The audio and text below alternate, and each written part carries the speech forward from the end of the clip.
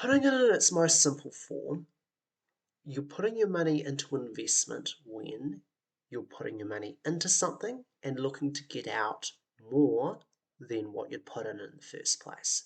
Essentially, you're trying to grow your money. So, an investment is you're purchasing an asset of some sort, an item, it's a thing, and the idea is it's going to generate money for you. And this can typically happen in two main ways. The first way is that the item you'd hope would become more expensive over time. So you buy it at, say, $100.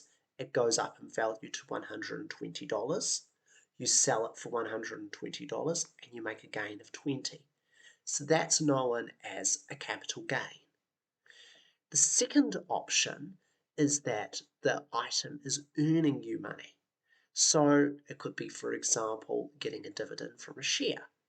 So if I buy an item for $100 and every year it is earning me $10 and then I sell it at the end for $100, if I've owned it for say 2 years and I get $10 at the end of the first year, $10 at the end of the second year, then I sell it for $100, I've made $20 profit because I bought for 100, I sold for 100, and I've made $20. So this is your passive income.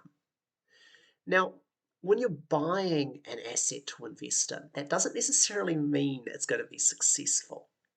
So you're buying it with the hopes of making money either through capital gain or passive income or both, but that doesn't necessarily mean you're going to succeed.